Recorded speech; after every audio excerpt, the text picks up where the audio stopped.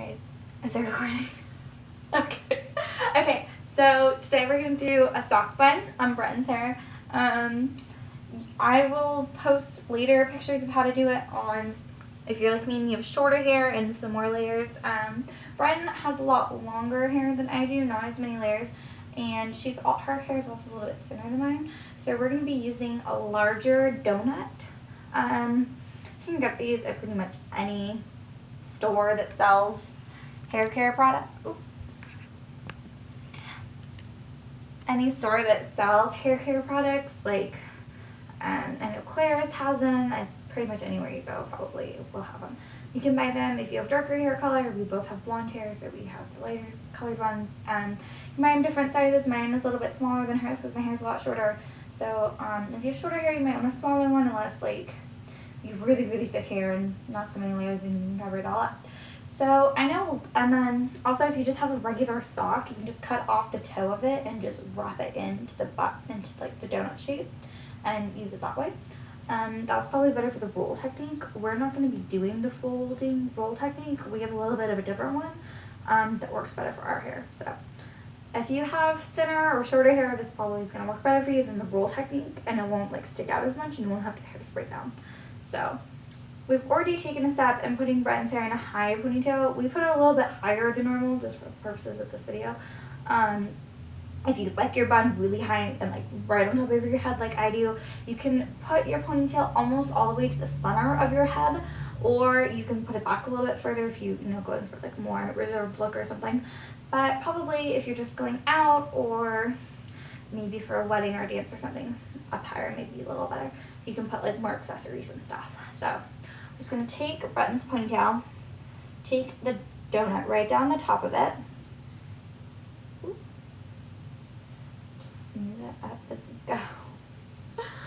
Okay, and then we're going to let it fall over, and we're just going to even out all the sections of her hair. I know this part probably looks and feels really funny, but you're just going to even it all out until the donut is completely covered and you have that really nice bun shape. And then I'm just going to take another hair tie after all the sections are really even. Just go right over the top of it, and it's just going to tighten it down so you get like that perfect bun. And then for the purposes of this, to make it like a little fancier, we're going to braid off these sections and pin them up around the bun so you have like a little crown going on.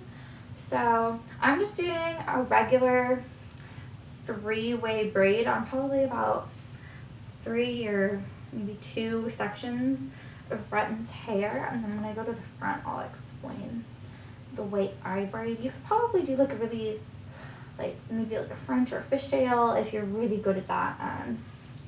I am not. I just do a 3-way braids usually really easily. And I can usually do it pretty fast. Okay. So I've already braided down the back section of her hair. And I'm just going to take a baby bobby, I mean not a baby bobby, a baby hair tie, and just tie it off the bottom section. You don't have to go all the way to the bottom of the braid if you don't want to. I usually don't. I like a little bit of looseness. So we're going to take this back braided section and just wrap it all, just going to take it from the back and wrap it all the way around as far as it'll go. This one actually wraps almost all the way around Brenton's bun because like I said, she's really long hair. So if you have shorter hair, you might just want to wrap the sections instead of braiding them. But once again, whatever your preference is for your hair length. Okay. And then once again, I'm just going to take this kind of middle section, and this will probably be a good text one. So I just break it up into 3 different sections for the braid. I have one here, one in the center, and another one back here. Okay. And so I'm just going to hold the center one in the middle and take the right one and go over it. And then take the left one and then go over it again. And now my left one's in the middle. So take the one in my right hand and go over the center. And you just keep crossing over the center with your 2 outer sections until you got this really nice braid, and it'll go all the way down to almost the bottom I go to about here usually or so. If your hair braids really nice and it'll stay all the way to the bottom, then by all means go as far down as you can. But with thinner hair, usually it's easier to tie off a little bit and have a little hair sticking out, and also it can be easier to pin down like into her head instead of like having to pin down a full braid.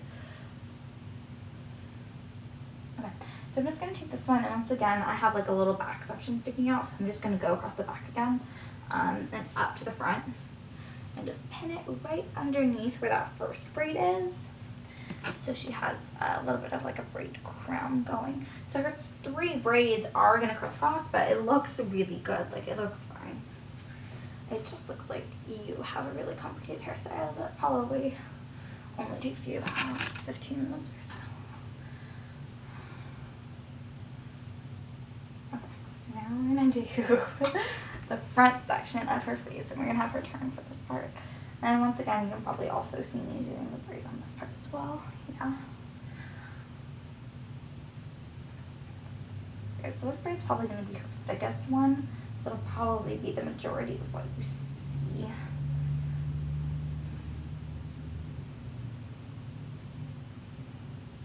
I'm not sure I'm going to have this one.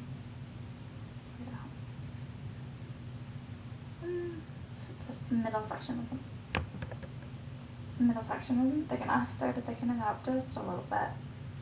It's okay. So once again, you're just taking the 3 sections you have, taking the one in the right hand, going over the middle.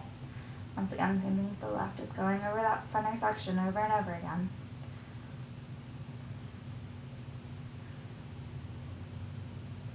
Oh, see, I like when you get them all mixed up. You just keep on going over, and then her 2 of these sections are just a little bit shorter than the other ones, so I stopped a little bit sooner than you usually would. But it's really not too much of an issue. I mean, if you're really anal about it, then you don't have to do the braids. But I just thought for the purpose of this video, it'd be fun. Do something different. Okay, so since she has like a lot of pins and stuff like up in this front section, I'm going around where the pins and everything else is, and I'll probably pin that part down. And to the right to the back bridge. And then I'm just going to pin this final one down. And also I have a little bit of a tail sticking out the back of her head, which you can't really see. But I'm just pinning that all the way down too, so it just kind of looks like she has a little tail going. But you know what, is ever really going to look at the back of your head that closely. And if they are, they're way too close to you. Okay, so we have like 2 little flyaways right here that I'm just going to take a quick bobby down to. I'm just using like a light, like brown, tan colored bobby that looks really good. And then for accessories, like if you really dressing up or, you know, you just want to have fun with it, taking like a bedazzled headband like this works really well. And you can just take it and put it right in the center and push up. Just about the crown of your head usually.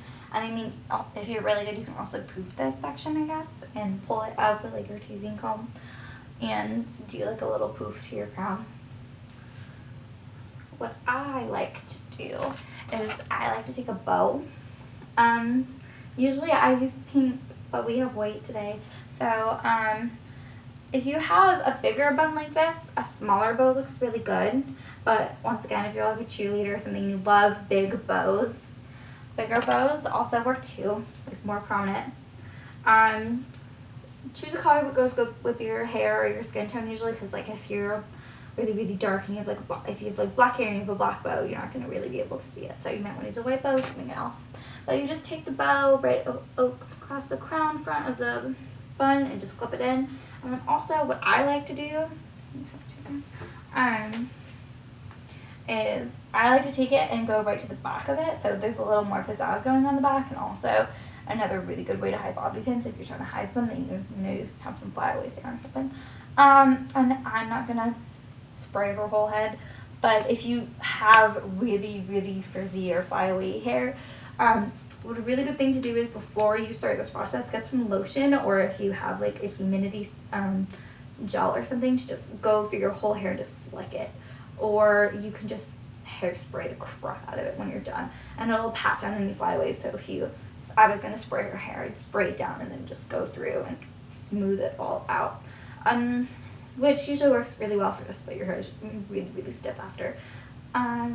This is really good for like going out, or if you have a date or dance or like a fancy dinner, or this is a really great look for a wedding. It's a little more reserved, a little more sophisticated. So this, I wouldn't do this to your hair every day because there's a lot of pins and a lot of ties involved, so there could be a lot of breakage.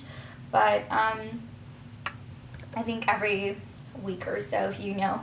So it's a really good hairstyle to do on day 2 of your wash cycle if you're good and don't wash your hair every day. This is a really good hairstyle for that. Okay,